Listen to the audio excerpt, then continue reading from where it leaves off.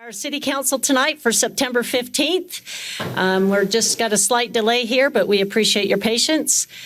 As customary, we have one of our council members they actually present the pledge and the prayer. And so, Mr. Roberts, I believe you're up. Councilman Roberts. I'll first offer the prayer myself. Our Heavenly Father, we're grateful for the opportunity to gather as citizens of this great city and conduct the business of the city. Father, we're grateful for the favorable conditions in which we gather this night. We're grateful for the moisture that we have received recently in this time of drought that we have faced for some time. We're grateful for the blessings that help us, and we pray for further moisture to fill our reservoirs and help us to maintain the lives we desire to live. Father, we're grateful for all the people who serve this community and this country to make it a great place to live. Father, in addition to first responders and all of our great city employees, we're grateful for the citizens of this city that take it upon themselves to serve each other and help out their neighbors. Father, we thank Thee again for all of our many blessings that Thou givest to us, and we pray for Thy guidance and Thy inspiration as we conduct the business of this city this night, and we ask this in the name of Jesus Christ. Amen. Amen. Please stand and join me in the pledge.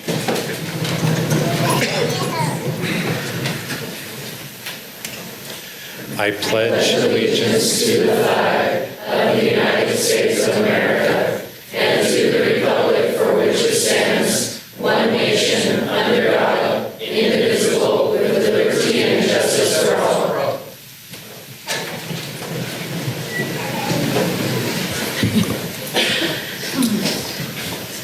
That was very warming to hear that many voices say the pledge. I mean, thank you. That was good. Okay, council, we have 3 sets of minutes that we need to approve tonight. Do any of you have any corrections or changes you need to make to any of them? If not, I'll entertain a motion to accept. Madam Mayor, I move that we approve the minutes Layton City Council work meeting May 5th, 2022, Layton City Council meeting minutes of July 21st, 2022, and the minutes of the City Council meeting August 18th, 2022 as indicated. I'll second. Okay, it's been moved in second that we approve the minutes as written and stated. All in favor, please say aye. Aye. Any opposed? Okay, thank you very much. Okay, we're down to, we've got our municipal announcements to make. Council, I'll allow you to make your announcements, but before you get started, I do once again want to extend our heartfelt appreciation to all the citizens that showed up on this past Saturday and helped one another and actually did a lot of different service projects for our city. We appreciate it. It was, I got to tell you, very inspiring and heartfelt to see and go around and see everybody working the way they did. And they did a fantastic job. I mean, even the little ones painting, I mean, or even scrubbing fences. I mean, it was very well done. So thank you. Thank you for the commemorative service for the 9/11. Okay, what announcements have we got for this week? I have a couple. So actually tonight at 8 p.m., Davis Arts Council is sponsoring a free show for Ballet West. It was going to be here in the amphitheater, but we don't want them to get rained on. So it has been moved over to the Layton High School auditorium. So when you leave here, you can feel free to go on over there. Also, September is Suicide Prevention Awareness Month, and the Layton Communities That Care is doing a lot of things just to help prevent suicide in our community for young people. So I just want to remind everyone of the suicide hotline, which is that number 988. So if anybody is experiencing suicidal thoughts or you know someone who might need some help, 988 is that number. And lastly, the Strengthening Families Workshop is also being sponsored by the CTC, and that's starting on October 3rd. It'll be a 6-week program. It's for all families who have children ages 10 to 14. If you want to sign up for it, it's free. They'll offer dinner as well as childcare. You can go to the Davis Behavioral Health website and sign up there.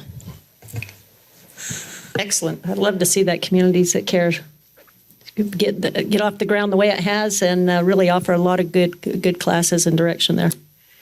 Okay, anything from Parks and Rec? Thank you, Mayor. Layton City Parks and Recreation will be hosting a family recreation event tomorrow evening, September 16th, 7:30 to dusk. It'll be, 7:30 to 9:30 p.m. 7:30 is dusk, isn't it? Park after dark. There'll be a lot of activities, games, roast s'mores with your family, live DJ, just a lot of things to get together and have fun in the park. So, tomorrow evening, 7:30 p.m. Okay. Okay. Is there any others? If not, I'll just make one quick announcement for, excuse me?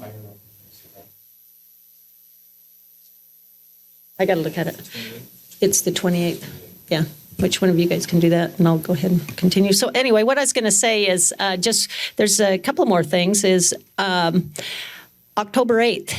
The Davis Arts Council is actually having the active pages, and they're going to do the Legend of Sleepy Hollow. So you can come over here, and they'll give you the readings. And you do need to get a ticket, although it's free. So if you're interested in that, they have two different readings. One at I think around 4 o'clock, and the other one is at 7 or 7:30.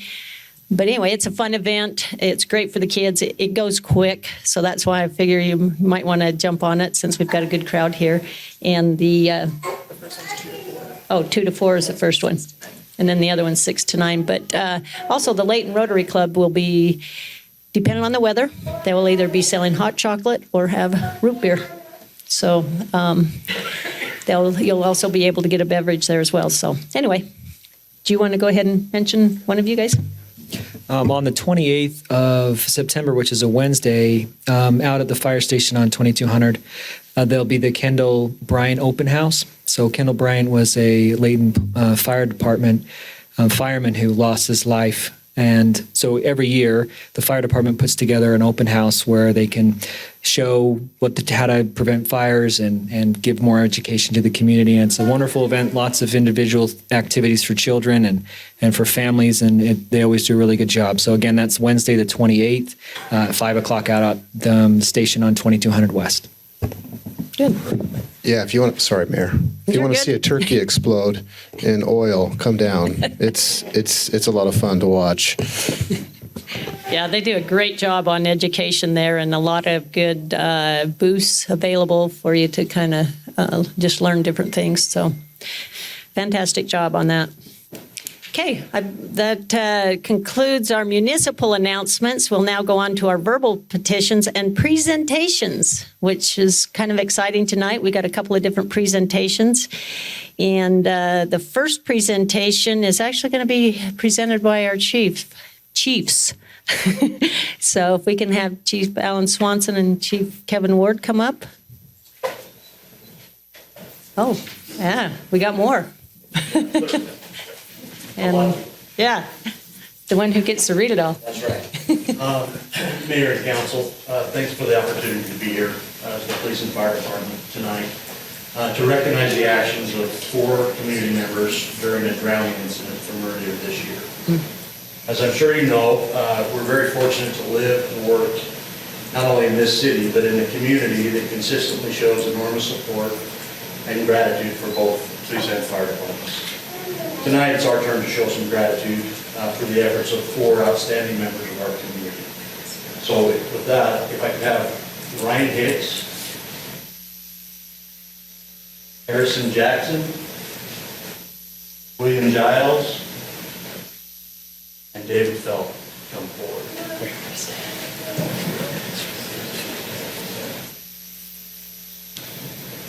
On May 21st, of this year, 17-year-old Riley was attending an end-of-school pool party. Riley was not intending to go to the party, but at the last minute decided to attend. While swimming with friends, Riley went unconscious and slipped under the water. Harrison and William recognized the emergency and without hesitation, both jumped into the pool. They located Riley, pulled him to the side of the pool, and lifted him out of the water. Ryan Hicks, a certified CPR instructor, and the homeowner, David Felt, became aware of the situation and immediately performed a patient assessment and correctly determined that CPR was a necessary life-saving measure. Both Ryan and David administered CPR for 5 continuous minutes before the first police officer arrived and assumed responder care. Layton fire personnel arrived and continued life-saving treatment and transported Riley to the hospital. Riley was in critical condition and was placed on life support technology. Over the next several weeks, Riley's condition slowly improved, and eventually he was discharged to a rehab center for long-term care. Due to the quick, life-saving actions of Harrison and William, Riley spent only 29 seconds underwater. Ryan and David's correct administration of emergency care following Riley's recovery from the pool no doubt directly contributed to saving Riley's life and gave the advanced medical teams an opportunity to continue life-saving care. Mayor and Council, on behalf of the police and the fire department, it's an honor to award Ryan, Harrison, William, and David with what I think is the first ever combined Layton Police and Layton Fire Citizen Lifesaver Award.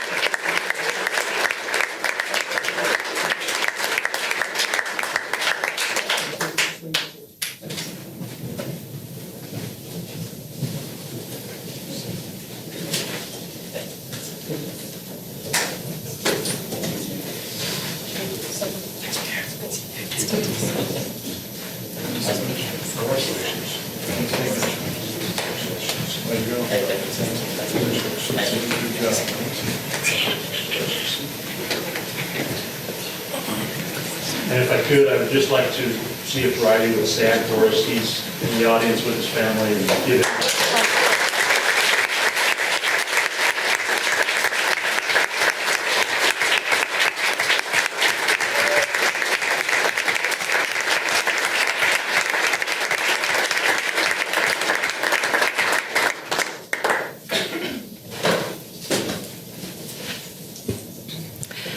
Wow. How courageous these young men were and is, and set a fine example for the rest of us. I'm sorry to tear up about this, but you guys saved a life, and that's something to be proud of. And I'm glad that the young gentleman's here today to be able to witness this. And on behalf of the mayor and council, thank you. Thank you so much. And thank you also to both the fire and police department for your quick actions as well.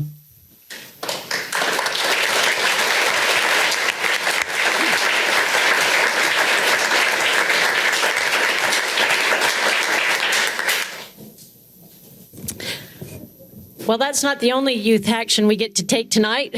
It's kind of exciting on these presentations that you're also going to be able to witness our youth council getting sworn in tonight, which we're very proud of, these young students that are willing to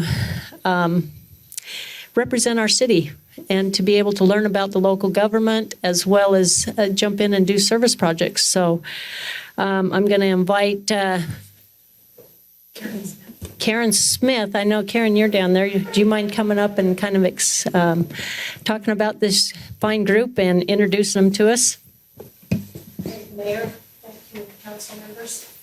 What an honor it is to be able to associate with such great old people, to be here to see the young people who saved a life. And how impressive that is, and what an impact those 4 young men had on one life and on the rest of us. It's a pleasure to be here. I just want to mention a couple of things about Layton Youth City Council. these are amazing, amazing kids. We just are grateful for the support that you as a council give us. So I want to have, where is Lindsay?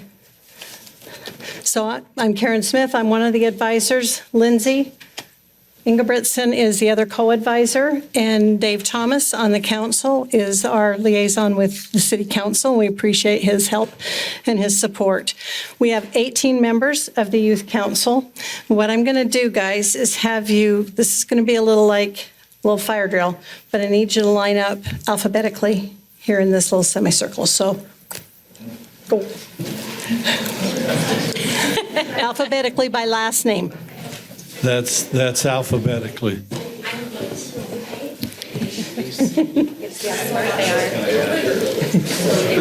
Let's see, where have we got? A's right here, because this is Andreas. And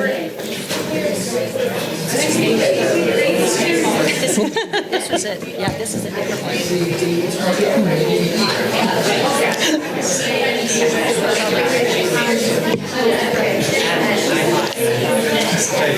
all right. Okay. I think we've got this. Let's see. Everest, yeah, slide over, scooch around. We want to see your wonderful faces. Okay, so we're just going to go real quickly. I'm going to introduce each of them. I want you to know that we have here represented 4 high schools. We have Layton and Davis and Northridge and New Ames. We have 2 middle schools, or junior high schools. We have Fairfield and Central. These kids are in grades 9 through 12. They volunteer their time. We meet at the same schedule that the adult city council meets. We meet every first and third Thursday. And these young people are learning on the first part of the month, they learn about the government, how it works. The second meeting that we have, they do acts of service. We've done everything from stuff for Santa to trail cleanup to helping the Rotary Club. We've done lights at the light parade. We've been handing out popsicles at the parade. These kids have had kind of a wide variety of experiences. So I just want to introduce you to the most amazing group of kids on the planet, according to me. First of all, Mia Aguilar, she's going to be our co-city recorder. Jordan Andreasen is our co-publicity chair. London Andreasen, and what we're looking for, we have 10 seniors in this group. So as we watch these kids graduate, it kind of gives us a little bit of pause because we want the younger ones. So we're grateful for the younger ones that are coming up, and they're inviting their siblings and their friends. Zadie Arciniega and Zenya Arciniega, would you wave? We've got Kira Baldwin, who is our mayor this year. Danelia Borgia is our co-publicity chair. Josh Checketts and his sister Lexi have joined us this year, and we're really excited to have them. Brooklyn Gallup is our co-city recorder. Lydia Garza is brand new with us this year, and we're so excited to have her. Erin Harding, I'm going to wave, is our mayor pro tem, which means she gets double year. She's going to be mayor pro tem this year and will be mayor next. Then we have Catherine Houghton, who is our city manager. Emery Ingebrigtsen is our tech support, which is, I'm finding that if I need anything to happen, I need it to happen technically with the kids, not with the adults. They take care of everything. Casey Ingebrigtsen is our photographer. Maggie Michelson is new with us this year. Ian Scatty's brand new with us this year. And Everest Stratton is our first ever Mayor Emeritus. So he was our mayor this last year, and we cannot lose his experience. So he is our Mayor Emeritus. Would you please give a round of applause to these young people?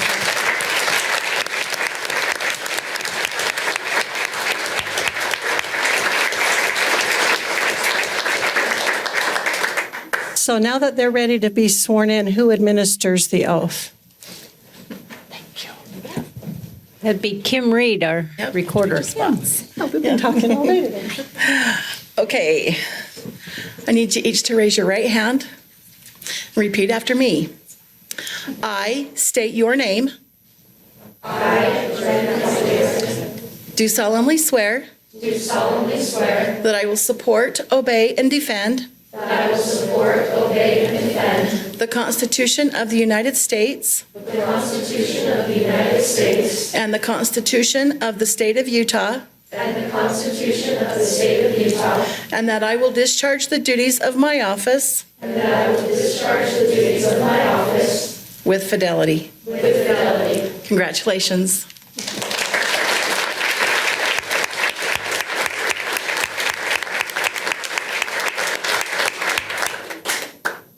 Mayor Petro, one of the things we would like to do is ask if when you're finished with these kids, if they and their parents can go downstairs for just a brief social. We Get would to love know you. that. And if you would, maybe since you're already in order, start at that end and come up and let us shake your hands. And I probably at the end, I'm going to have Councilman Thomas give just a brief statement, if you wouldn't mind. Yeah, I'm going down with refreshments. You guys.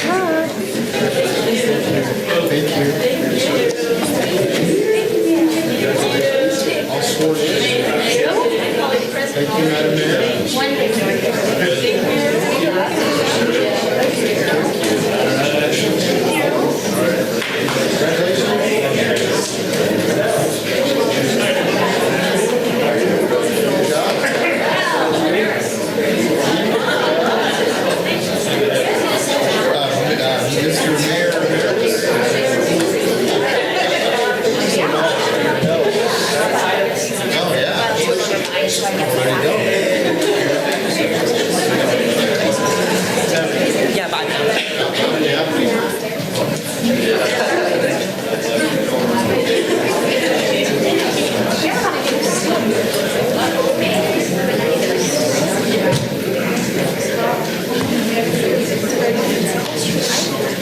Okay, Mr. Thomas, you're standing between them and snacks or treats or refreshments. You know, every council, they usually meet at 4, and it's fun to see them come in. They're anxious. There's things that need to be done. They're learning. I'm learning myself that this is a youth council. At first, I thought it was more of a leadership type thing, which it is in essence, but it's about youth council and about what we do and how we do it. And I see some of you, like the mayor, struggle at the pulpit. And I think of myself struggling at the pulpit, just like you are. But I know you can find people in this city, youth, that are as good as you are, but I know you can't find anybody better. And I applaud you for that. You're doing good things. You're learning great things. And one day you may be standing here doing the same thing I'm doing, probably a lot better because you've had experience. The only experience I ever got was yelling at people. And this is great. I'm not overly thrilled with the youth of this world, but I am thrilled with the youth that I see and those that I meet is changing my mind. There are great people out there, and you yourselves are those people that are changing my mind. I thank you. Congratulations.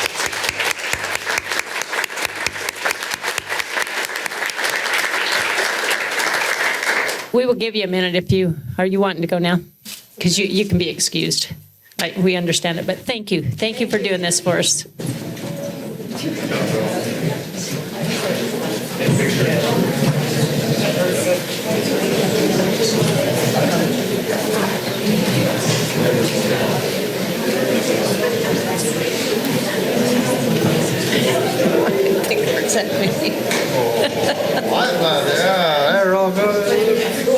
Wow, that's impressive to have that many parents support them. That's all. Great. I got to say thank you, parents. This is good. I love the support as well.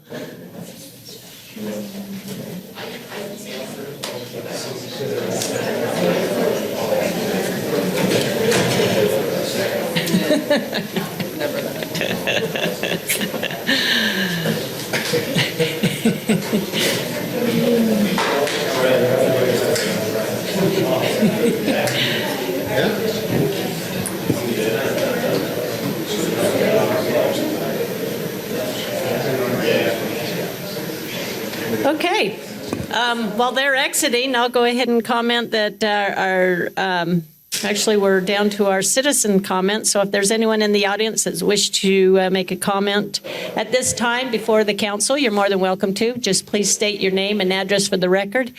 And if you're representing a group, you're welcome to speak a little bit longer. Otherwise, we hope that you can be direct. Hello, Mayor, Council. My name is Daniela Harding. I live at 1506 East, 2050 North here in Layton. I am here representing the citizens of Hidden Hollow.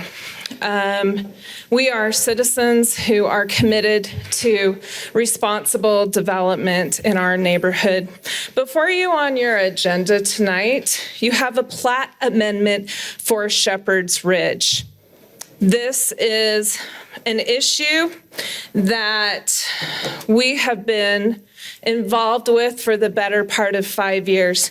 Now, I know that I'm usually limited to 3 to 5 minutes, but I would ask for your indulgence and allow me to go just a little bit longer. This issue has been 5 years in the making. First and foremost, I would like to ask that you pull this item out of consent and have a thorough discussion about it tonight. It sorely needs it. I read the Planning Commission notes for it on August 23rd, and I feel that what was said was a gross misrepresentation. I think it's important to note, and I was a planning commissioner for the better part of 4 years, from 2015 to 2019.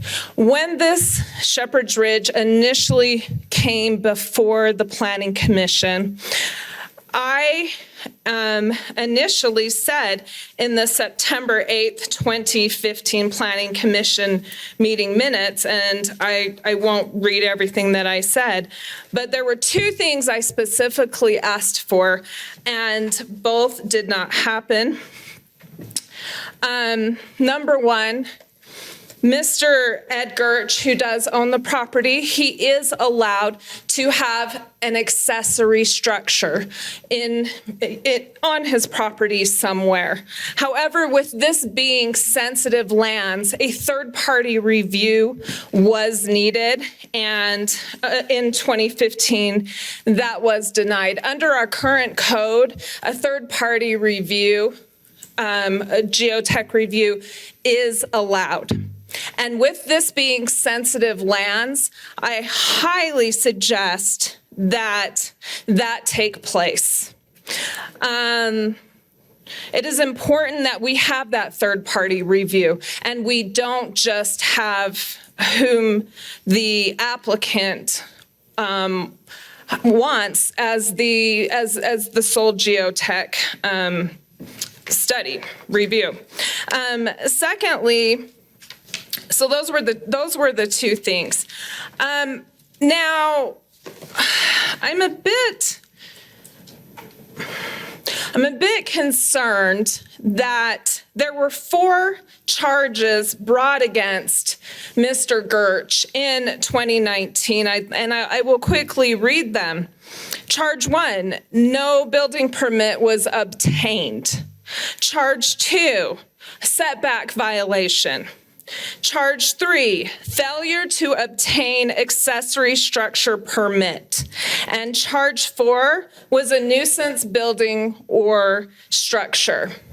Now, Mr. Gertch has placed a shipping container on the back of his property. And in the Hidden Hollow subdivision, this is something that when we look up from our subdivision, this is what we see, is this awful, ugly shipping container, which Mr. Gertch has also painted trees on it, I guess, for an aesthetic feel. I'm not sure.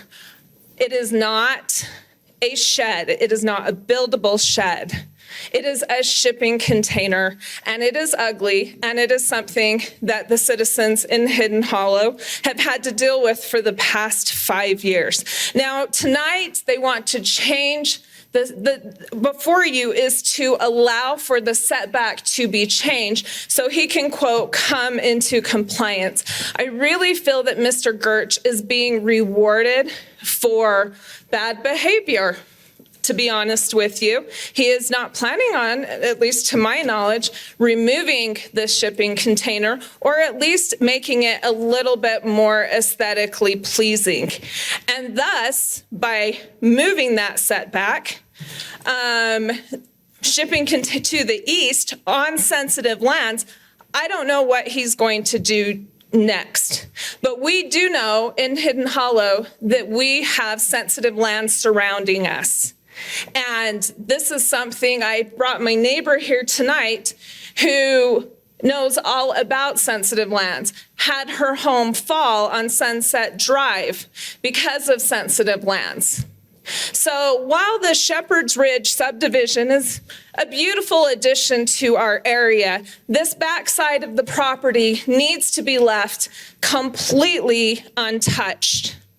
I would strongly recommend that this issue either be tabled tonight or that working with Mr. Gertsch find something that he comes into compliance with Layton City Municipal Code and Development Standards. Because we don't want to set a precedence that a shipping container is allowable under our standards. It is not.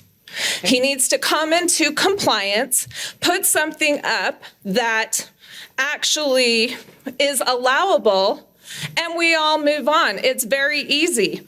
But for some reason, that hasn't happened for 5 years. Furthermore, this is my last comment, and thank you for indulging me.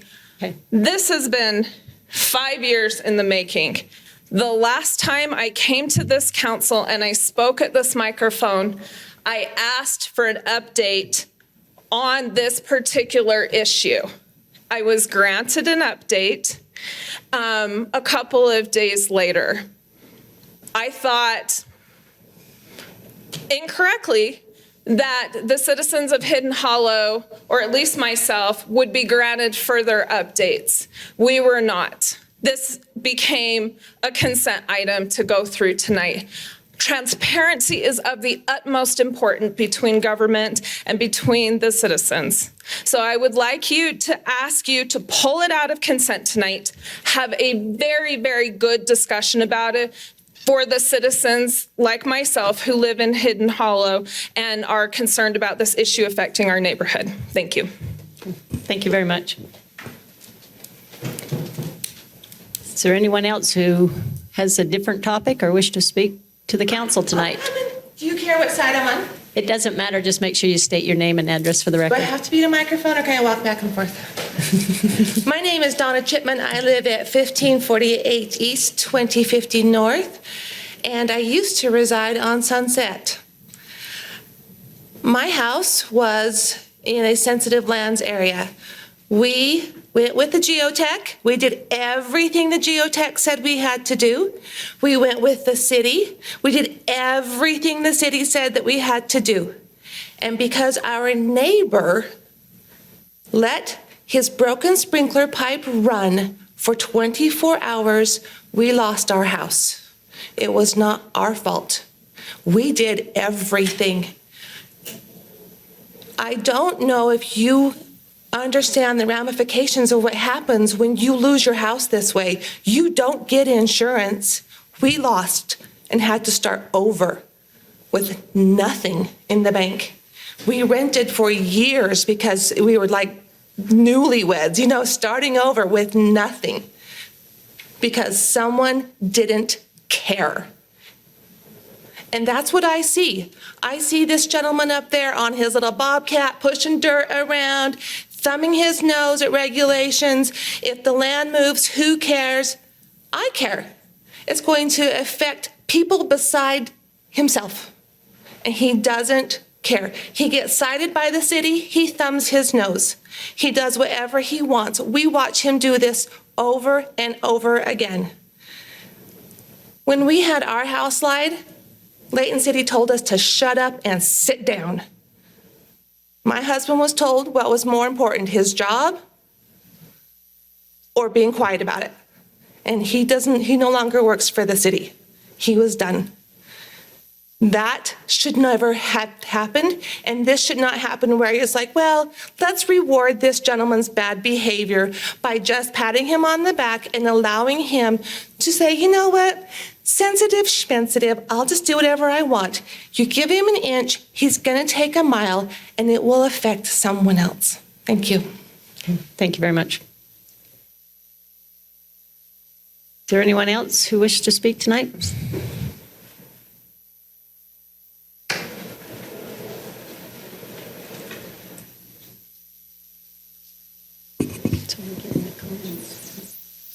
Good evening. My name's Ed Gertsch. I live at 2222 Church Street.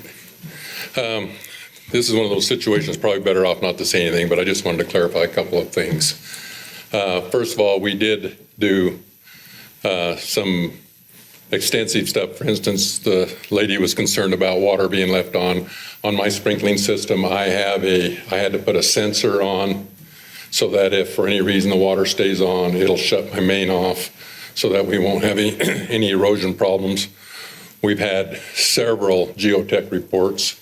And the geotech report that established the sensitive line in the first place, we took their recommendations and did exactly what they said to do to mitigate the chances for a slip.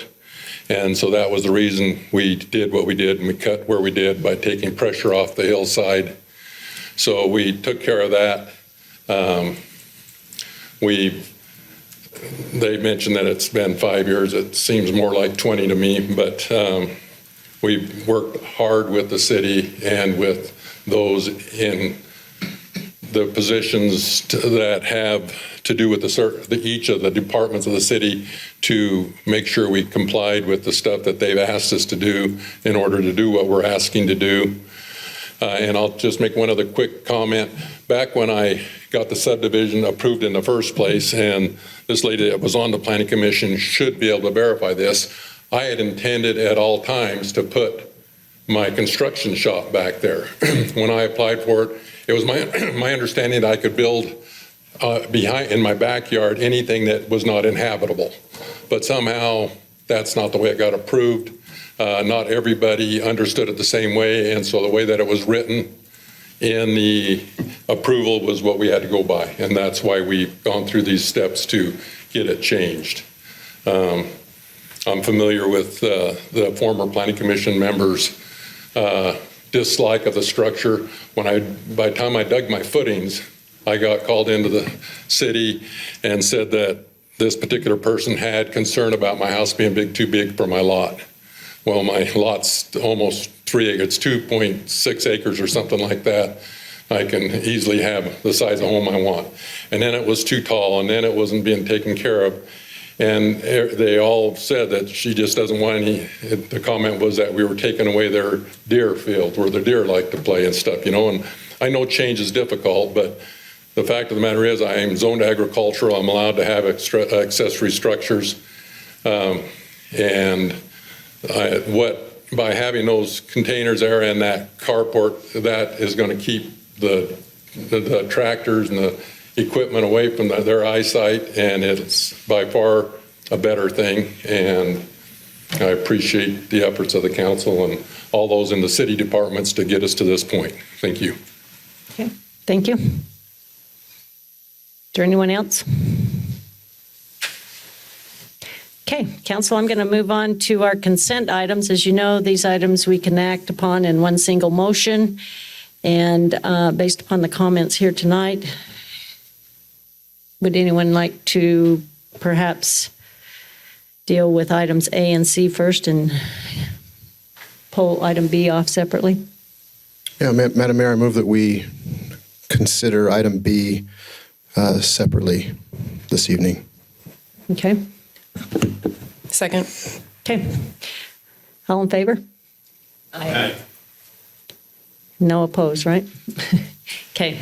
Then what we'll do is we'll go ahead and go through our consent items, starting out with item number A. And tonight, all three items in our consent will be presented by Mr. Chad Wilkinson. So Chad, if you could, we'll have you just remain at the podium. Thank you, Mayor, Council. We do have three items on the consent agenda tonight. We'll start off with the first one, which is the Nalder Heights subdivision first plat amendment. Just to give a little background on the property, it's located at 1311 East Sundance Circle. That red dot on the map represents the approximate location. A little bit closer view of that with some zoning information on the map there shows the properties outlined that are proposed for amendment tonight. You can see that this particular property fronts on Sundance with a kind of a big area that would be added to that property. But by way of background, this property came in for an application for a building permit for an accessory structure to place on this area here, located where my mouse is, the cursor, that's located to the east of the primary property there. As we reviewed that, we discovered that at some point in the past, an unauthorized lot had been created. It was recorded at the county, but was not ever it didn't ever go through any kind of subdivision amendment or lot line adjustment process, excuse me. So we did alert the property owner to that and let them know that they would have to go through that process in order for that to become a legal authorized parcel in addition to their existing lot. So the purpose of tonight's amendment, proposed amendment, would be to, again, add this property shown where my cursor is to the property that fronts on Sundance Circle. As part of a subdivision amendment, it would impact two different subdivisions because of the existing lot being in the Eastwood Estates and the Nalder Heights subdivision. So that would amend that. It would become its own new subdivision, this first amendment of Nalder Heights subdivision. A couple other maps just to show you. This is the existing Nalder Heights current plat with that little red addition showing the approximate location of that small parcel to be added. And then again, just showing the existing location on the Eastwood Estates Phase 2, where on the back of that property. I'm going to go back to the aerial photo just to show you. You can see on the Eastwood Estates, each of these lots in this area have kind of a large, they're kind of long, deep lots. They have kind of a large area behind them, and that's the area that's proposed to be added to this lot that fronts on Sundance. This was reviewed by the Planning Commission on August 23rd. And the Planning Commission did vote to recommend the council approve this subdivision plat amendment, and staff would also concur with that recommendation. Be happy to answer any questions if I can. Okay, council, any questions on this? Well, guess not. Okay. Okay, well, I'm glad you're standing up there. Would you mind going on to item number C then? Absolutely. I'm going to have to skip forward on my presentation here for just a moment. So the request before you is a license agreement for BJ's Auto.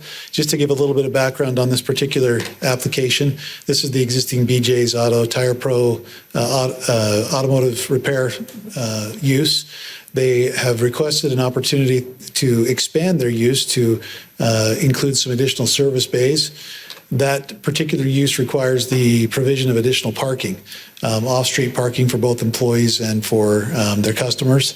The applicant has requested that the city consider the use of this area, which is an old right-of-way, old Fort Lane right-of-way, for the use of employee parking and to use that as to meet the requirements of that proposed expansion. The city staff have reviewed that request. Again, this is an old right-of-way. I'm going to just, for fun, show you a picture that we found in our old files. This is the area before a lot of the development occurred. We could probably spend hours just looking at this photo. I have. It's pretty cool, but you can see the old alignment of this roadway. That roadway was abandoned with the realignment in anticipation of the freeway.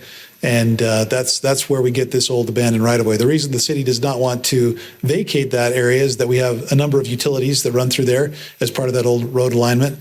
So we want to hold on to that, but we do feel that it would be allowable for this use to use that property for the purpose of parking.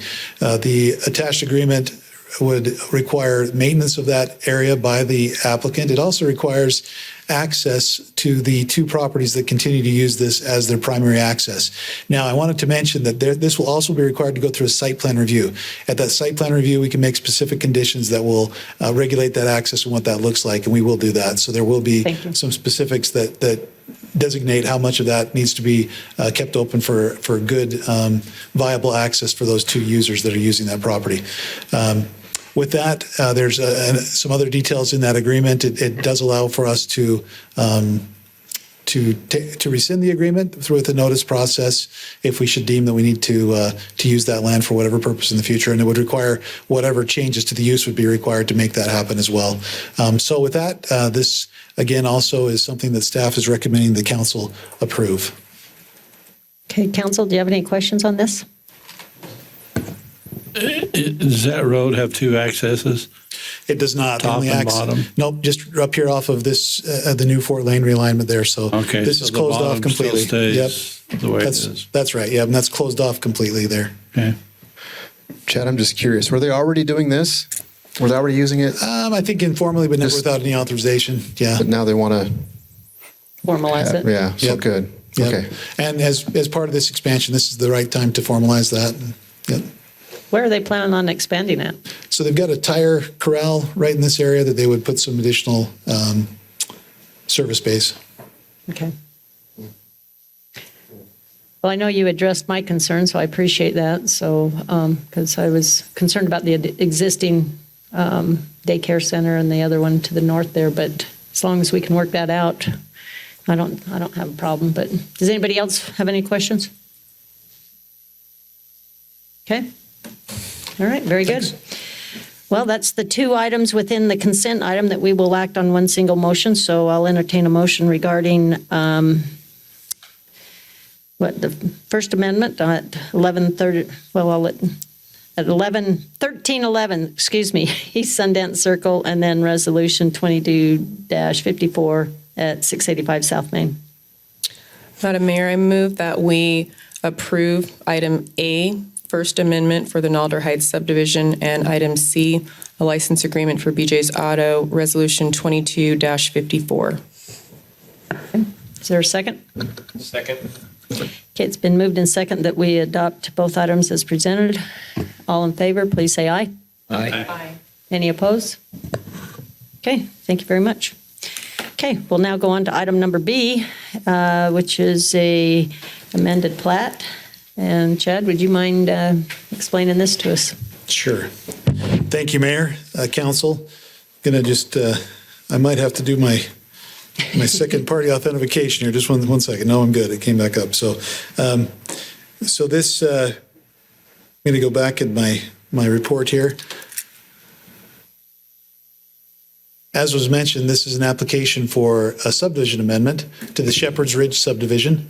Again, approximate location is shown there with the red dot on the map. It's approximately 2230 North Church Street. These are the particular lots in that subdivision that we're going to be talking about tonight. This is, you can see these are lots, let me get the right numbers here, but I believe that's lot 101 and 102 of the current recorded plat. The current proposal would amend the existing subdivision to move a static slope setback line that was recorded as part of this plat. I want to just take just a few moments to describe what that means and what that meant at the time that this was originally approved. So as was mentioned earlier in the meeting, when this subdivision was approved, there was a series of geotechnical reports that were completed as part of that. They were reviewed by a third-party review at the time. As part of that recommendation on the subdivision, there was what they call a static slope setback line that is here. It's the further west of those two highlighted lines that I'm showing on the plat. That line included a restriction for any kind of building to the east of that particular line, and that was based on some of the geotechnical conditions of the property. and, the potential for problems should there be a structure of any size built on that particular area of the lot. So this particular property, as was mentioned, there was a structure that was constructed east of that line. It included a fairly large carport type structure with some, we refer to them as Connex containers, but it's those portable storage containers that are located right where my mouse is. That was something that was part of a code enforcement action that was taken to look at those conditions of that subdivision, which again required that there not be any structures east of that line. And also part of that was that the structures are fairly large and did not have any kind of building permit applied. So as we went through that process and we worked with Mr. Gertsch, one of the things that was, proposed was that there be a new analysis of that particular static slope setback line that could take place to see if it was appropriate to allow those structures to remain. That additional geotechnical study was performed. The purpose of tonight's amendment would be to move the static slope setback line from its existing location here, where I'm showing you to the west, move that further east. Just to give you an idea on this, hopefully you can see that aerial photo a little bit, but you can see this is the existing carport structure that was built. That new static slope setback line is that blue line represented on the map. The old one is the line shown in red. So that would place that new static slope setback line to the east of the structure. There was, as I said, a geotechnical report that was completed as part of this analysis. That geotechnical report indicated that based on some of the things that had taken place, removal of some of the soils on the lot, that the loads for that particular property were taken down. The loads on the slope, that's the weight of that soil essentially on those areas, that those have been decreased enough to justify keeping that existing carport structure and those Connex containers on the lot with the types of equipment that the property owner had indicated they would store there. This was the subject, as you saw in your staff report, of a settlement agreement with the property owner. Part of that settlement agreement is that no new structures can be built east of the old static slope setback line on that particular lot. So those existing structures would be allowed to remain. However, there would be no new allowances for new structures on that east of that the old static slope setback line. There were other provisions in that settlement agreement that was part of working through these issues, mostly related to, again, the geotechnical conditions of that property, including making sure we didn't place water in those very sensitive areas, didn't have sprinkler systems that were allowed to irrigate that and to cause potential for additional sliding in that area, among other things. So this particular amendment, again, would move that static slope setback line from that current location. We'll go back to that one where you can kind of see both. Current location located here with the red to that new location shown in the blue. Would allow for those structures with proper obtaining of building permits to occur, to remain as they're located there now, and would amend that plat to again allow for that to occur. This was reviewed by the Planning Commission. There was a lot of discussion about that particular item. They did, after discussion, recommend that this be approved, that the subdivision amendment be approved by the council, and we are also recommending that amendment be approved, and I'd be happy to answer any questions if I can. Okay, council, do you have questions?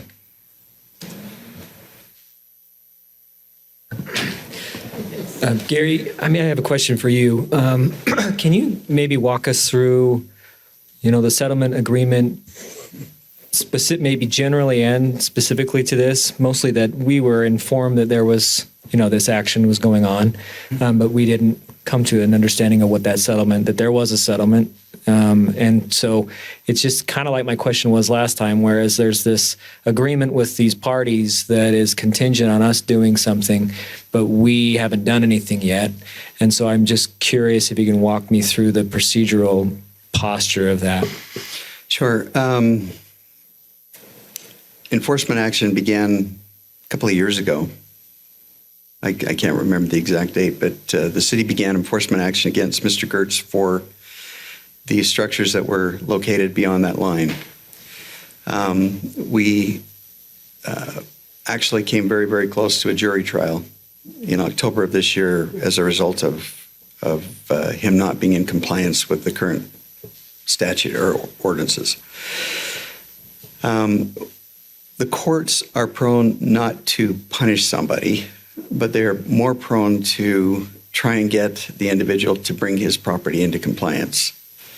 The city wondered and doubted that Mr. Gertsch could bring the property in compliance because of that line, and knew that he would have to engage a geotechnical engineer, and then the city would review that with our own geotechnical engineer to be able to determine whether or not that line could be moved. And the original line was designed across all the lots. This particular line that we wanted him to investigate was where the violation was taking place. So he had violating structures, and he had them in an area that he was not allowed to have them. So the two things that the court indicated that he would have to fix were that he would have to fix the location of that static line, and if he couldn't do that, then he would have to remove the structures. And so he went to work within a time, we literally put a time period. We were not willing to move the date of the trial, of the jury trial that was set. And we were ready to proceed forward.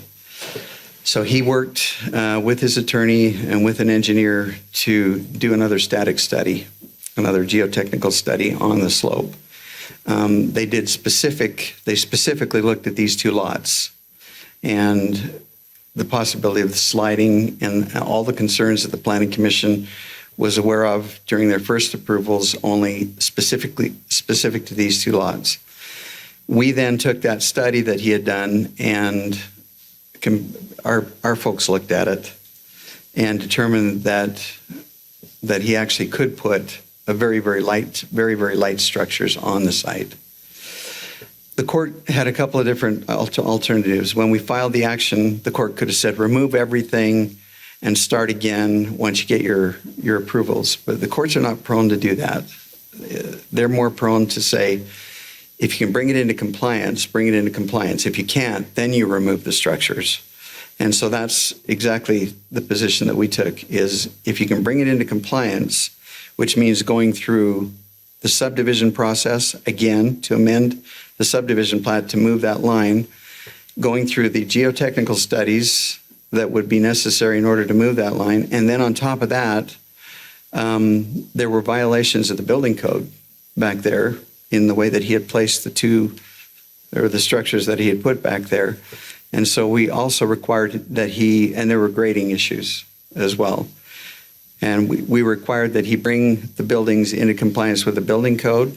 And so he went about working on doing that. And then the other thing he did was he worked on the grading for the site. So essentially what we had was we had a situation where we knew what the courts were requiring or would require of him. If he was not able to accomplish compliance, then he would have to remove the buildings, and we would probably go through a jury trial.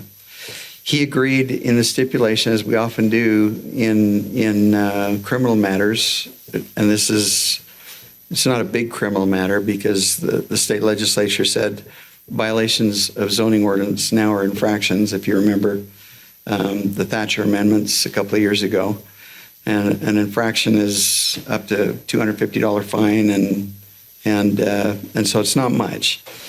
But the thing about it is that a plea of guilty, which we had Mr. Gertsch enter in this case to violation of the ordinance, exists now on the record because that was part of the settlement agreement that we made, and it was presented to the judge, and the judge accepted his plea of guilty.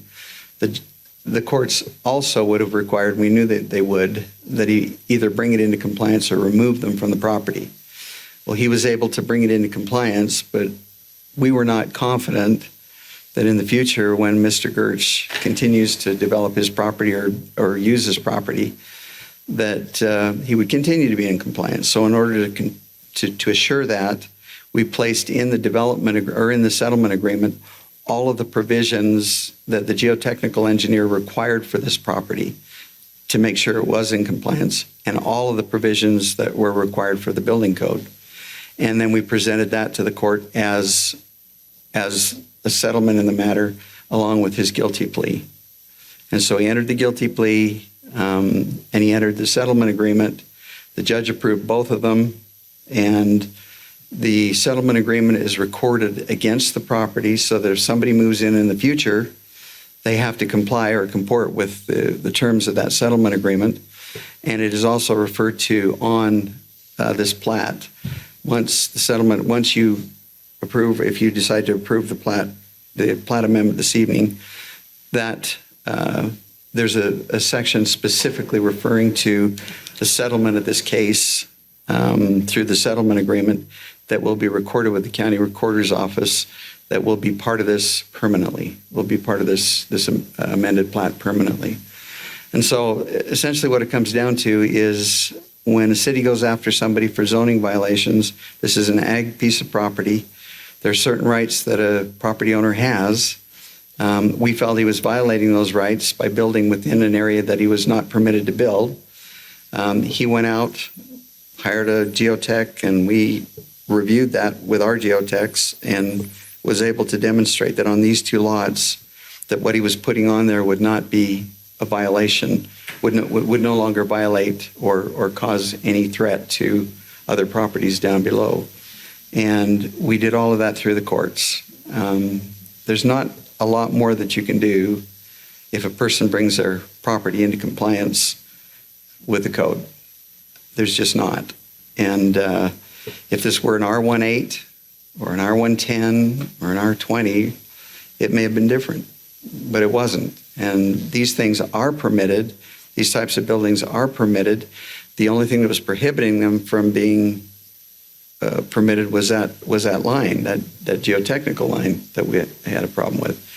But that was resolved by Mr. Gertz paying for a study that was reviewed by our geotechs that said that these two lots and where he had placed those buildings now is in compliance with the code. And so that's kind of the way it all came together. I don't know if that helps. But. So the new study brought it into compliance, and in lieu of, because you wouldn't have had to have accepted that, you could have just said, well, that's what one geotechnical study said. Our people at the city, we don't believe that that's actually going to fly, and you still could have pursued the jury. Yes.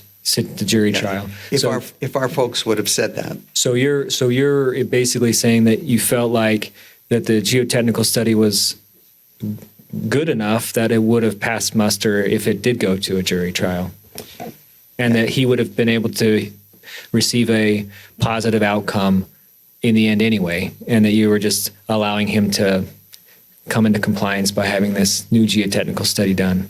Yes. So that's exactly right. He would have, if we took it to trial, and infractions aren't subject to jury trials, as you're aware. So and this is from an action that was before that? Right. So it was, I think it would have been a C back then, but the bottom line is that what would have happened is we would have achieved the same result. We'd have gotten a conviction, right? And then he's either going to bring the property into compliance or he's going to remove the uses. And he chose to try and bring the property into compliance. And he went through the study. I'm not a geotechnical engineer, so I depend on our geotechs to either confirm or not confirm. If you bring it into compliance, there's not a lot. We don't have a case. There's no subsequent case. Were the geotechnical people from the city surprised that there was such a disparate outcomes in geotechnical surveys that are done in such a short amount of time? Well, like I say, I'm not a geotechnical engineer, so I really hate to opine on that. But I can see one big major difference, and one was that the original geotechnical study was done all the way across all of the lots, all the way through the entire subdivision. And so a very safe standard, and Chad may have more of that more information on that. But I'm just going to show the picture. This Yeah, is so that I guess line running I had for a the whole follow-up subdivision. question to that. So And so some- does that mean that the rest of the lots also would follow the same geotechnical follow-up? Could. That if they did a similar, more scalpel approach, that they potentially could have their lot lines moved back as well? Yeah. Yeah. And then the last thing I had Lot was by just, lot. was any financial compensation to the city as part of the settlement agreement for the time and expenses that we had put into the compliance and litigation? No, I know there was a fine involved, but there was no restitution or anything on the city's part. Okay. Thanks, Gary. Thanks for all that information. Thank you. May I? Yes. This one doesn't taste good. I don't. Oftentimes they don't. I don't. It just seems bizarre that the new line is right next to the smiley face next to the container. And I guess so. My question, a couple of questions. One, it's a consent item, which tells us that we don't really have much to say about this because we were going to vote yes or no, I guess. But from what you just mentioned, we already agreed to a settlement as the city with Mr. Gertsch, and we're here to say, great. We now know you made the settlement and you think we're there in compliance. Yeah. So we've settled the case. Case is settled. The case is settled because according to the engineers, our best information, we can't get any better information than the engineers, and we have to rely on them. They're saying that it now complies with the law, with our city ordinance. So if you said no tonight, there would be an appeal based on an administrative appeal to an appeals officer who would say, well, does this comply with your ordinance or not? And if you said yes, if you vote yes, then there's no issue. But if you voted no, it would be appealable to the appeal authority, which would be the ALJ or administrative law judge. And that judge would then take a look at the code, and he'd take a look at whether or not Mr. Gertsch complies with the code and make a determination as to whether or not your administrative decision was correct or not. I know it doesn't feel good, but these properties are different than your regular residential properties. They're still zoned agricultural, which in the middle of the city is a very strange thing to have properties zoned agricultural, and oftentimes those interfere with uses that are common, such as residential uses in an area, and sometimes they're offensive to the people around them. And that's the reason state code actually has a little provision that says, you know what, when you have an agricultural zone next to you, you sometimes expect these different effects to happen. So we're it's in sensitive lands area, and that's what the reason for the geotech studies. I was under the impression that we would have to not just review somebody else's geotech, but do our own, and let us determine, have a third party to say, okay, yeah, we agree with that line, or because we have. I don't want the container rolling down the hill either. If it just seems. We do have the geotech. I don't know who reviewed the geotech. Do you, Chad, by any chance? Maybe invite review to talk about that a little. But I get review, but have our own done. It just seems a little suspect that we have the applicant have the geotech study. We look at it and we're like, oh, okay, but it's not our.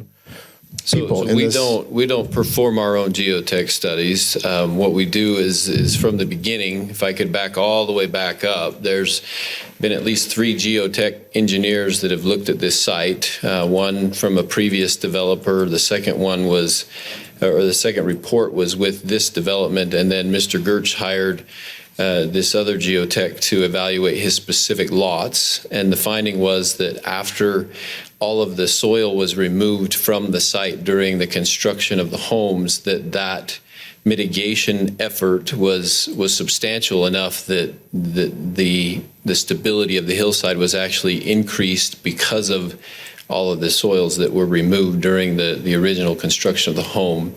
And as the geotech evaluated that, the request was not to find out how far the line should move to the east. It was to find out if the line just east of that container was acceptable in order to bring the property into compliance. If that helps clarify a little bit about the situation. Now, the line does not move on any of the other lots except these two, because these were the only two lots that have done that analysis. But if additional analyses are done for the other lots, it's possible that those could move as well, based on the finding that the dirt removal was substantial and brought a lot of the load that would possibly compromise that hillside down. So does that help?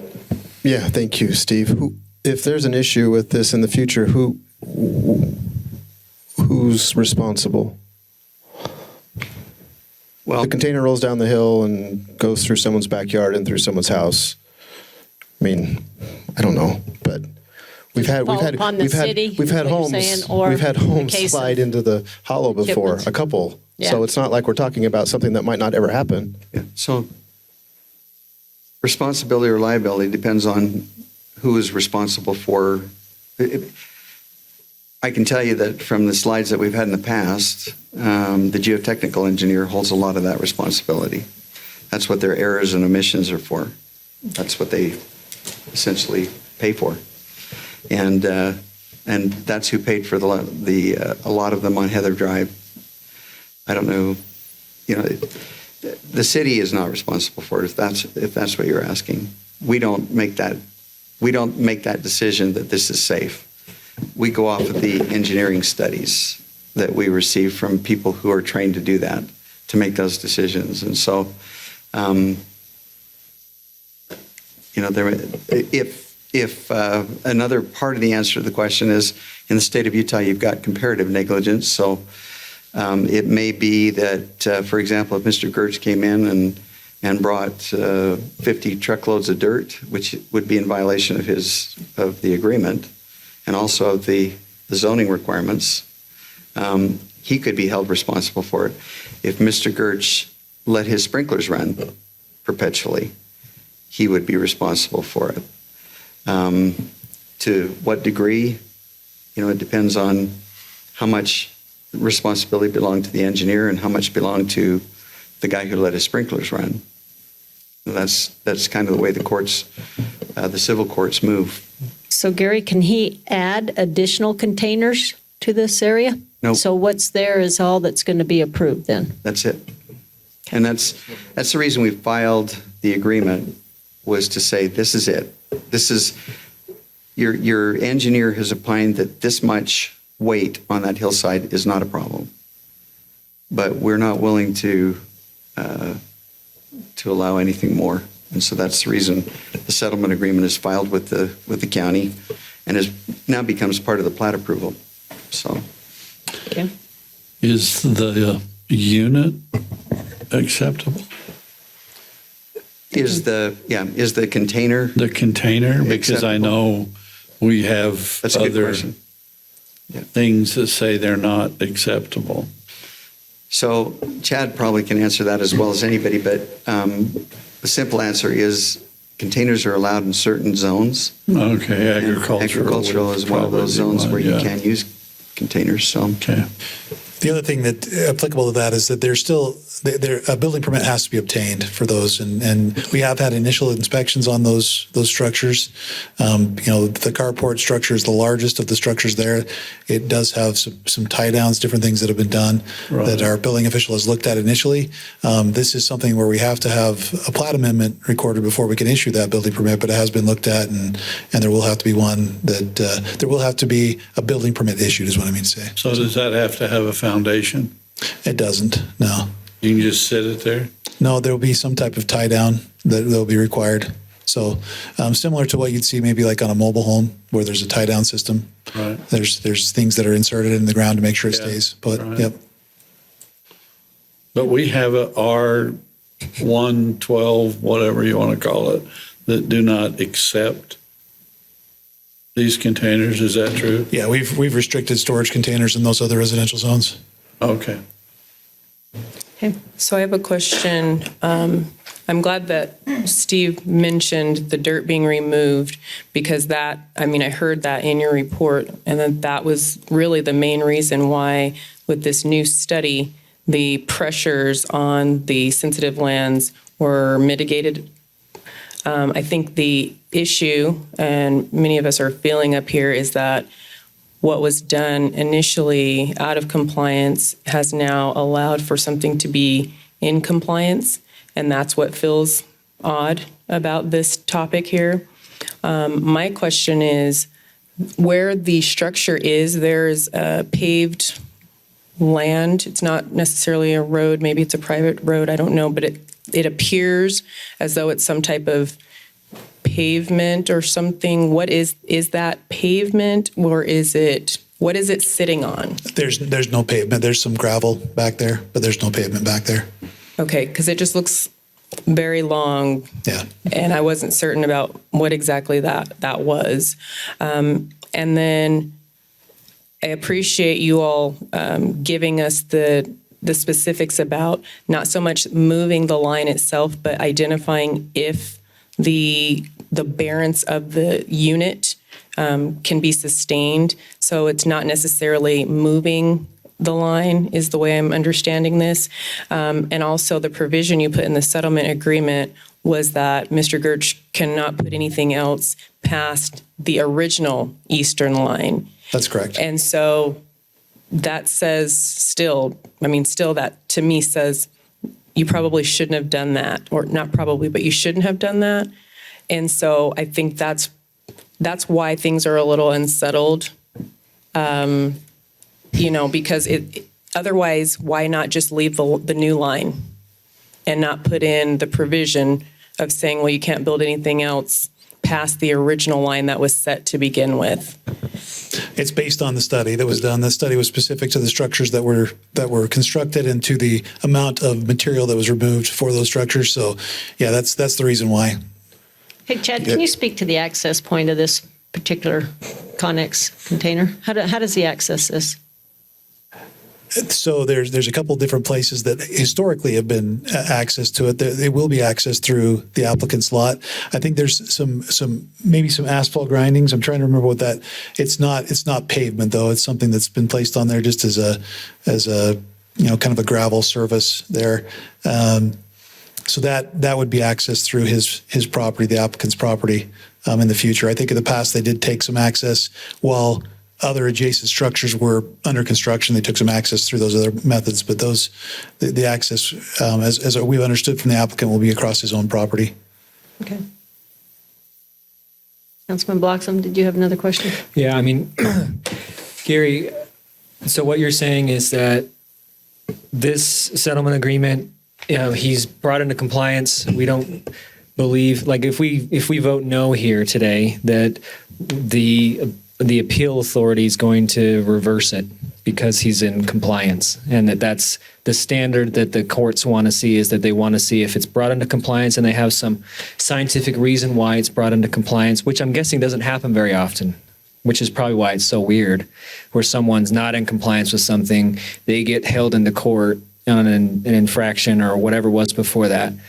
They say, well, we're going to hire an expert to go show you that it's actually in compliance. And then the city says, go ahead, good luck. Well, they come back and say, look, it is in compliance.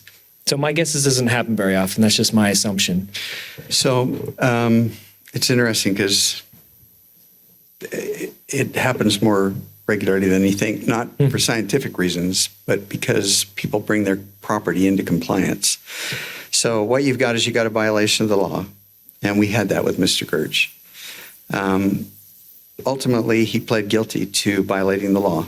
He violated the law. He built beyond the line. He didn't have his buildings inspected. And so he pled guilty to that. And as part of that guilty plea, we entered an agreement with him that says, I'm not ever going to do this again. I'm not ever going to violate the law again. In fact, I'm going to make sure my property stays in compliance. So what he did was, and a lot of times you'll have for example, a lot of equipment or tires or whatever stored on a parcel of property. We'll go out, we'll cite them for that. And then what they'll do is we'll put together a plan for cleaning it up, and they'll go ahead and clean it up. And so ultimately they'll come and bring it into compliance. Doesn't mean they weren't guilty when the tires were there before, right? And so they do plead guilty, but we'll often put together a plan for them to bring it into compliance. In this situation, it is weird because you have science underlying the compliance. Right. No pun intended. But the primary reason, one of the primary reasons, a lot of times in a subdivision, you'll have a geotechnical report for the subdivision.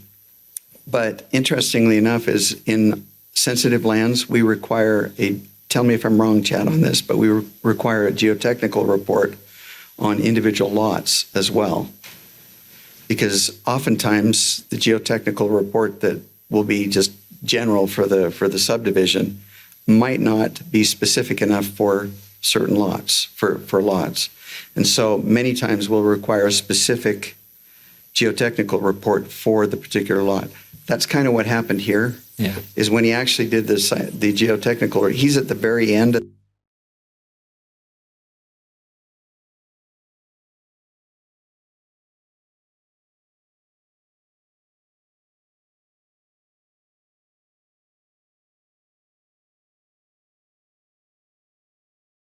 The big report, but I can tell you that it's not unusual for a single lot report to be different than that. Yeah.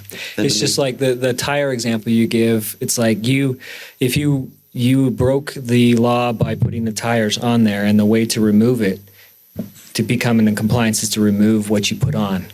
Whereas in this situation, he built something that was not in compliance, and he didn't change anything other than the actual building of it made it into compliance. Mm-hmm. Later somehow. Yep. Which is just it's like maybe the idea that he put it into compliance is just doesn't really register with me, because he really didn't put it into compliance. He just happened into compliance because the way he moved the dirt around, the geotechnical report came back and said that looks good. And I'm not saying the geotechnical report's not correct, mm-hmm. or that I don't understand. I don't understand why the staff isn't wanting us to move forward with this. I actually understand where the argument comes from, and from a legal standpoint, we have a settlement agreement, and it's in compliance, and we don't believe it would be, worth it to move forward, considering that he's shown that he's now in compliance. But it's different than removing the tires, because he didn't really change anything. The actual infraction itself is what made it in compliance, which is just kind of a bizarre chicken and egg thing. Let me add one more thing, and that is if there was a building with the tires and the building was not consistent with our building code, which sometimes happens, that would need to be brought into compliance as well. And so there were two aspects to this. One was, does that line really prohibit this type of agricultural building from being built on that location? And the answer was, yeah, at the time it did, but if he were to build a major barn there, I don't think the geotechnical engineer would have opined that you can do that. Yeah. If he'd have put a heavy barn on that location. Hey, he just lucked into whatever he put there. Yeah. Ended up making it into compliance. It's just a pretty good luck there. And I'm not being sarcastic. I'm just saying, if he would have put some other structure on there, it would not have come into compliance. But because of what he put on there and a bigger structure, a heavier structure. Right, that it actually did come into compliance. It's just a bizarre outcome. And I understand why the city would go forward with the legal aspect, and I understand why they would maybe push the brakes a little bit to try to make sure that we're not causing any more money and expenses and time to be wasted on something that we would maybe lose now that he's proven geotechnically that it can come into pass. So just a strange one. So that's why I'm grateful that Councilman Morris removed it, just so we could have this discussion, because it's been very helpful. So thank you. I think another point to that, if I may, is we've had a history of interacting with Mr. Gertz. I think he would agree with that. And it hasn't always been positive. So this is not from the city's city's staff's perspective, an issue of convenience or acquiescence just to get the issue out of there. It's exactly the opposite. But the fact is, as I think Gary and Chad have tried to say, to me, it's a matter of intellectual honesty. The fact is, despite the differences we've had through the years with Ed and him with us, the fact is he was said, this is what you have to do, and we set the terms of that. He didn't set the terms of that. And we said, you must do this and this and this and this and this to our satisfaction. And he has met that.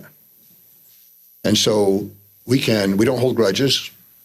Okay? We say you either meet the law or you don't meet the law. And Mr. Gertz has met the law. And so that's what this is about from the staff's perspective. Now, we hope we learn from this, and we hope that Ed learns from this, and we have a better relationship going forward. But if a man or a woman who is out of violation comes into and meets the ordinances, then I think you wouldn't want a staff that would recommend something that they, for convenience reasons, but I don't think you'd also want a staff that when somebody met all the ordinances of the city to hold a grudge against a citizen and say, well, because of the way you did it initially, we're not going to support this. And we've had a lot of discussions about that and spent a lot of time on it, but we really do. We wouldn't be recommending, I hope you understand that, we would not be recommending that this be approved this evening if we didn't feel good about it and believe it was the right thing to do given all the circumstances. It's obviously not popular, but we're not in the popular business. You ask us to do a job, and that's what we're trying to do. So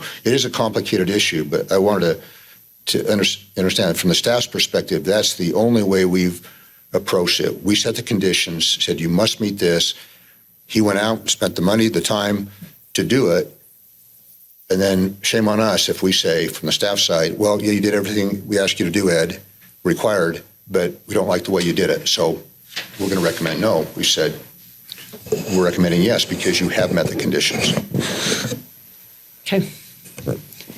Is there any other discussion on this? Yeah, maybe this has been mentioned. Chad, can you go to the one that shows the new line and the original one? I think it was blue and yellow. Is that what it was? On the satellite image? Mm-hmm. Yeah, blue and red. So,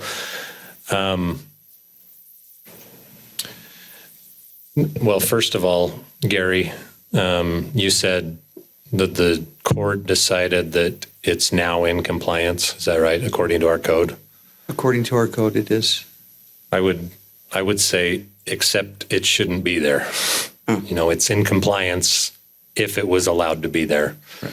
But up until right now, the building line is that red line.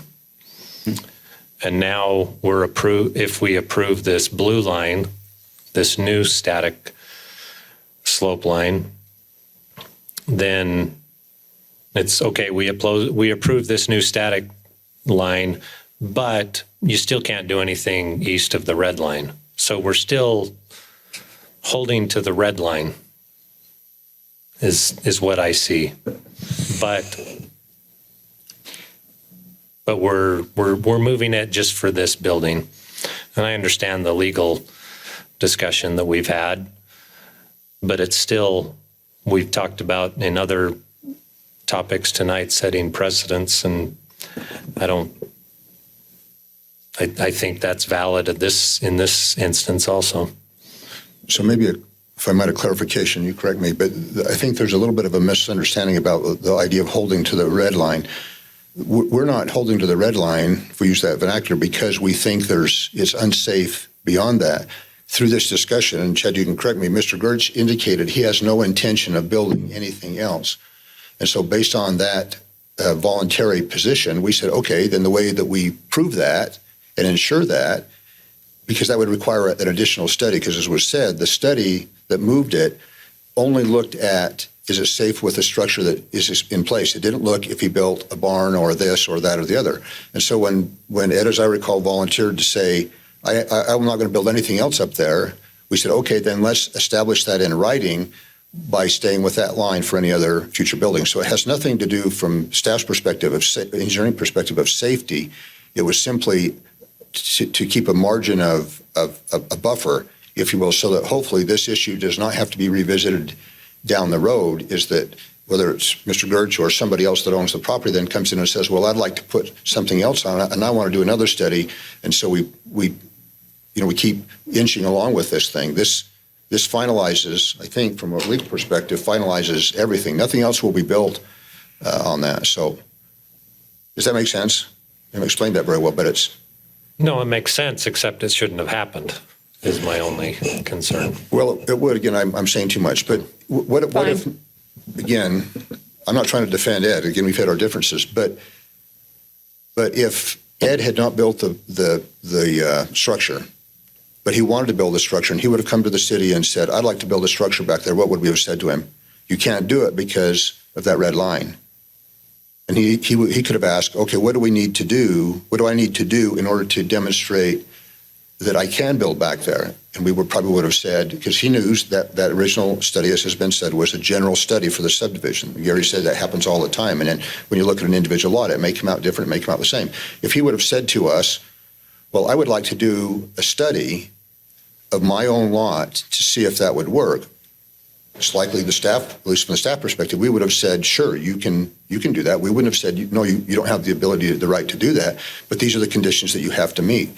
If in that case, if the results would have been the same based on this specific type of use, my guess is staff wouldn't, and we wouldn't be having this dilemma. And this is all very legitimate. None of this is negative. But that's the way we've looked at it, is if he went through the right process, whether he's doing it after the fact or before the fact, which would have been much better, the facts are what the facts are. And that's why it's, that's the approach we're taking, if that makes sense, is he could have done that and we would have applauded him for following the right process. And I don't think there have been any questions asked, but because of the circumstances there are. But that's how we've looked at it, right or wrong. Okay, I'm going to ask another question that, just because I know that the concern there is what's taken place. So we understand that he cannot put any more structures there, but that's a lot of ground that if I owned it, I'd want to put it to good use or be able to put something, use it for anything. Case in point, if I have a construction company, I'd probably want to throw some gravel in there and park some more tractors or utility equipment because I'm agricultural. That's possible, correct? So the settlement agreement is very limiting. He could not put, for example, any new structures back there. I know, but we're only talking vehicles. He couldn't bring excavating equipment in there and park it. Can he bring a tractor for taking care of the 3 acres that he owns? Yeah, he could certainly do that. He can do anything that you can on a farm. Right. And he could do that before this whole thing came up. He can, if we wanted to change the law regarding homes in the middle of residential areas and what should or should not be allowed on a lot, an agricultural lot, when it's in the middle of a residential area, we can do that. That's your decision as a council. There are some limitations. State law says, you know what, we respect agricultural uses. We respect them more. That's probably a large reason why he left it agricultural. It meets our ordinance. 1 acre, 1 home. You're allowed to do that in Layton City. If we want to limit the types of agricultural uses that you can put on an agricultural piece of property, if it's surrounded by folks that may not like it, we could do that. You could do that. You can make a law to do that. But the problem is you got to live by the laws that you make. You can't make them after the fact. You can't say, well, now that's ugly. I'm sorry, we don't like that anymore. And because we live around that area and we just don't like the way that it looks. And we don't think it should be there. If this were out in West Layton on its own, probably wouldn't have even raised an eyebrow, right? But we don't have those laws in place. You can put them in place. You have that power. But you just can't do them after the fact. So that's the only problem. Okay. I was just trying to bring up the point that, hey, this is, that's a lot of land. He's still going to be able to use it. He needs to be able to use it. I mean, quite honestly, that's a very beautiful ridge, all those expensive homes along there. I think it's very impressive. I just know that this is kind of an unusual circumstances that we're dealing with here tonight, and it definitely puts the council in a very peculiar situation on how they're going to handle this. But council, I feel like we've deliberated this enough that, are you ready to make some action here, or so that we can kind of move on? We still have our public hearing yet to go, and we need to reconvene again later, so I'm just cognizant of your time as well.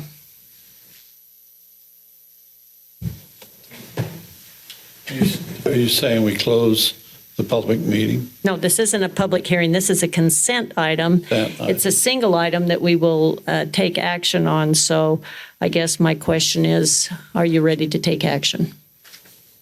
Yeah. I move that we approve Shepherd's Ridge, First Amendment, approximately 2230 North Church Street.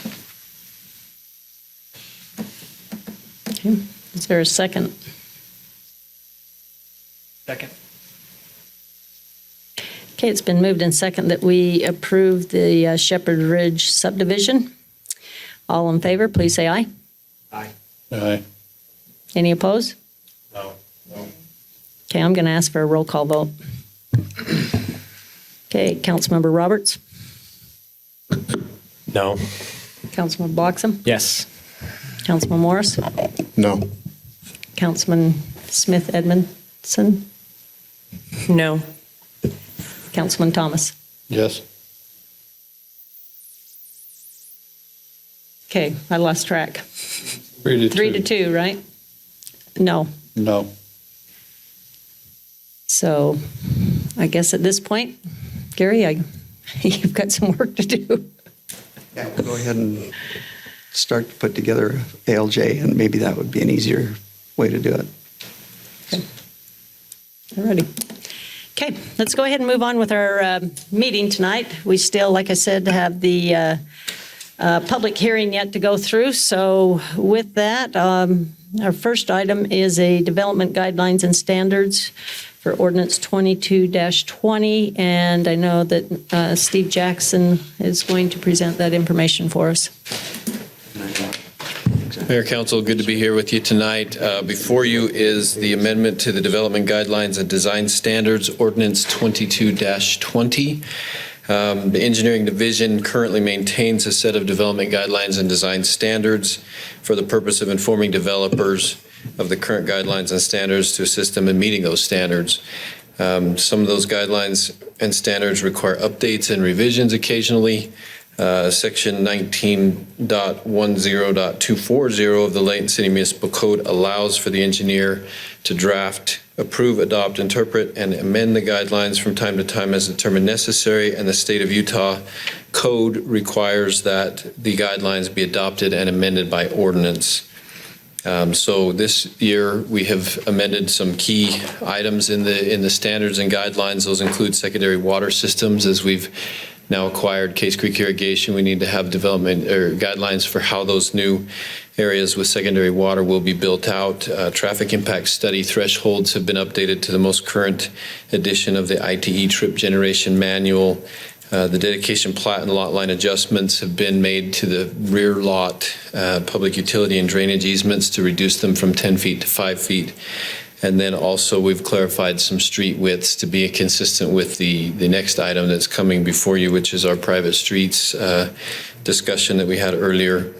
The staff would recommend that the council adopt ordinance 22-20, amending the development guidelines and design standards. This is a public hearing, so we recommend also that take any comments. Okay. So council, we can do one of two things. You can go ahead and open up the public hearing and have deliberation, or you're welcome to have your deliberation now and then open up the public hearing. I'll entertain it either way. In other words, do any of you have any questions on this or comments? Okay, seeing that there are none, I'll look for a motion to open our public hearing. I move that we open the public hearing for ordinance 22-20. Okay, is there a second? Second. Okay. And I take it all in favor? Aye. Aye. Okay.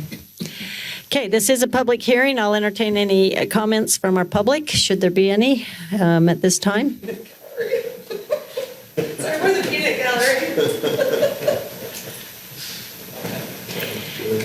Okay. Seeing that there's no comment at this time, I'll bring it back to the council. And being that we only have 2 items on our public hearing, I'm actually going to leave the public hearing open. Thank you. So with that, though, we'll go ahead and take action regarding this first item. So I'll call for a vote or your intentions of the ordinance 22-20. Madam Mayor, I move that we adopt the amendment to the Development Guidelines and Design Standards Ordinance 22-20. Okay, is there a second? Second. Okay, it's been moved and second that we adopt the Development Guidelines and Design Standards. I'll do a roll call vote on this. Councilmember Thomas? Aye. Councilmember Smith Edmondson? Aye. Councilman Morris? Aye. Councilman Bloxham? Yes. Councilman Roberts? Yes. Okay, you have it. It's unanimous. Okay, let's go ahead and move on to item number B. And this is an amendment to the Layton City Municipal Code. And Mr. Chad Wilkinson will be presenting this ordinance to us, which is 22-21. Thank you, Mayor, Council. This is an amendment really related to private street standards in our city predominantly. It is ordinance 22-21. We've had a couple of discussions with the council about this. We had a previous discussion. That discussion was continued to allow for the opportunity for others to give input on this ordinance. To date, we haven't had any input on that ordinance from any of those folks, but I just wanted to go through very briefly, for the sake of the public that's here, just a very quick summary. So there's a number of code sections that are listed on the agenda. What that comes down to is an attempt by staff to consolidate, to organize these standards in a way that's much more friendly towards administration and also towards understanding by the development community as they come in and look at what the standards are for these private streets. One of the things we did, besides putting it in a table format, which previously to this was in a very long text kind of format, this has consolidated that, shortened it. We also came up with very specific designations for each of these private street types. In the past, we kind of used these terms interchangeably, and it caused some confusion. So we've consolidated that. We've come up with those specific names to describe each of these various private street types, along with the types of development that they can serve. Second thing that we did, something that we needed to do to address an area that the code was somewhat silent on, was to allow for gates in certain circumstances and to set the criteria when those gates would be allowed. So that's the second part of that. We've talked about that a little bit as council in the last couple of meetings, so I won't spend a lot of time on that. Third thing was, again, to look at areas where private streets were connecting to public streets. But that's been an issue in the past in the city where it's created some concern and some some areas of concern from residents and also some concern from staff as far as those conflicts that can sometimes occur because of that. So we've specified when private lanes, private drives, private streets, when they can be used, and also prohibited that they cannot be used to connect more than 2 public roads. So that should be a public street connection if there's a need to connect those. Just a couple other things. We did make a change related to this issue, related to some of our rear-loaded type developments, and that is to allow for a change to our PU and DEs only in the very specific instance of the MUTOD. Now, MUTOD means mixed-use transit-oriented development. There's only one spot that's zoned that in the city. It's our downtown. Those areas that we want to have more of that urban look and feel where buildings should be closer to the street, we've allowed for in those very specific circumstances when there's an opportunity to provide for utilities in other locations or other ways that would be allowed to be waived in that very specific location. Lastly, as Steve's already mentioned, we've made some adjustments to our sections of the code. They've made some adjustments to the engineering sections. We've made some adjustments to make that consistent in our section of the code related to our rear lot PU and DEs on those. One other change that's related to these private streets in our condo townhome standards, we wanted to make sure that we have a minimum rear-to-rear separation to make sure that those streets and those buildings don't conflict with each other, that there's adequate room for these streets to be constructed and for buildings to be constructed adjacent to the streets without some of the conflicts we found in the past related to footings and foundations. So we've increased that to 30 feet. That would provide for a couple feet on either side to make sure we don't have conflicts. So with that, this was reviewed by the Planning Commission, was reviewed by the City Council at a previous meeting, continued to provide for some additional comment. We'd like to recommend that the City Council adopt Ordinance 22-21 after taking whatever public comment we may have tonight. So, and my recommendation would be that rather than going through each of those sections that are listed there, you could simply make the motion to adopt Ordinance 22-21 as listed. Thanks. Thank you. Okay, this is a public hearing. If anyone's wished to comment, or council, if you have any comments as well, you're welcome to deliberate at this time.